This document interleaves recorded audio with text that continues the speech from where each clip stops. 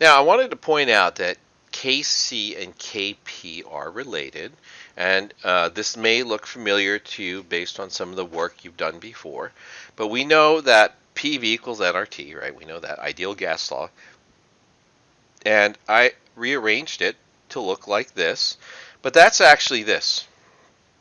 And so it turns out that concentration and molarity are related to each other by this term RT. So if you know the concentration and you know the temperature, because R is a constant, the one you know from the ideal gas law, 0.08206, you also can calculate the pressure of that gas. So let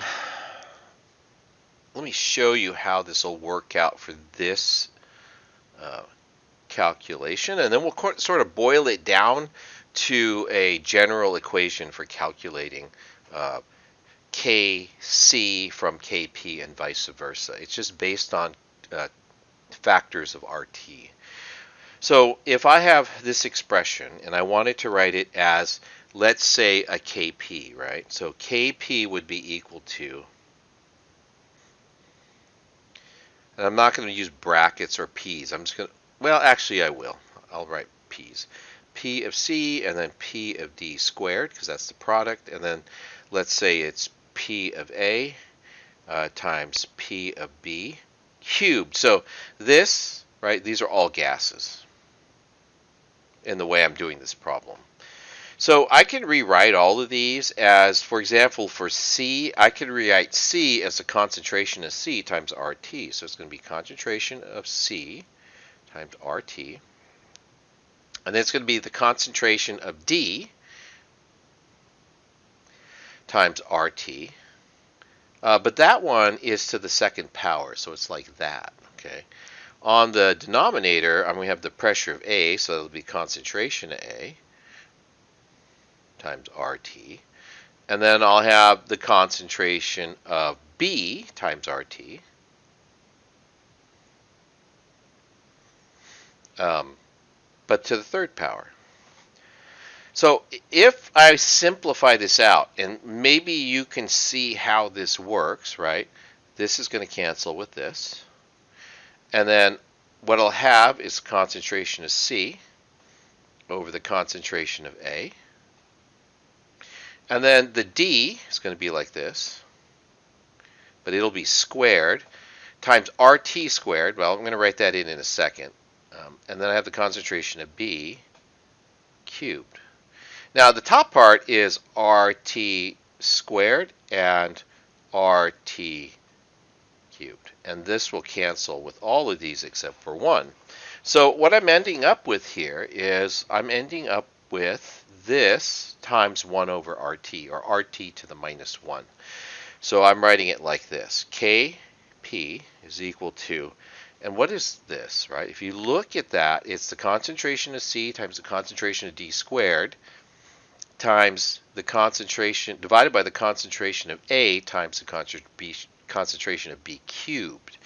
So that's actually the Kc for this reaction. So Kp is related to Kc like this for this reaction, right?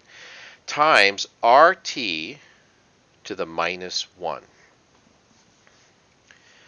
So this, oh, sorry. If you needed to convert Kc for this reaction to Kp, you could divide it by RT basically.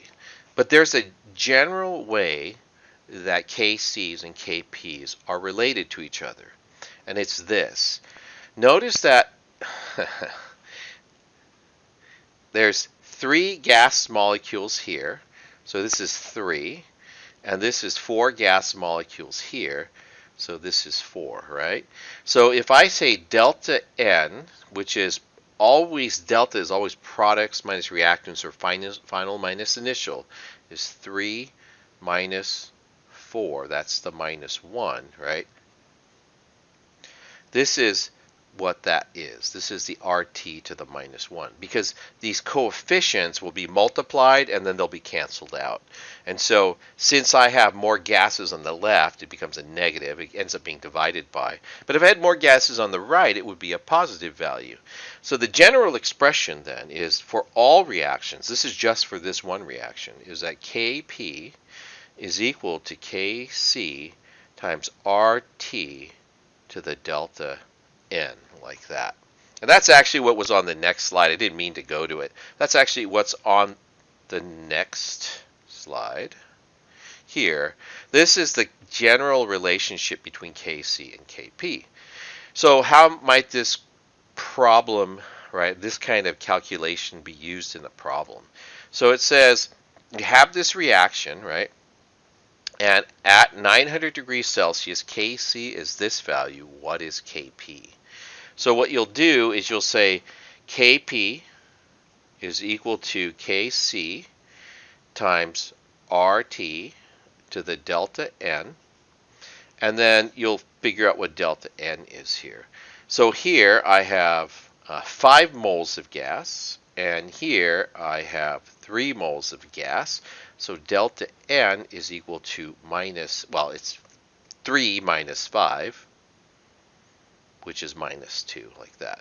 So now I can calculate Kp. Kp is going to be equal to 0.28 times RT to the minus 2. And then this is 900 degrees Celsius, and this is 0.08206 liters times atmospheres per mole times Kelvin, like that. And temperature is got to be then the temperature in Kelvin. So this is going to be 900 degrees Celsius plus 273.15, and that'll be my temperature in Kelvin. So I'll go ahead and plug these numbers in.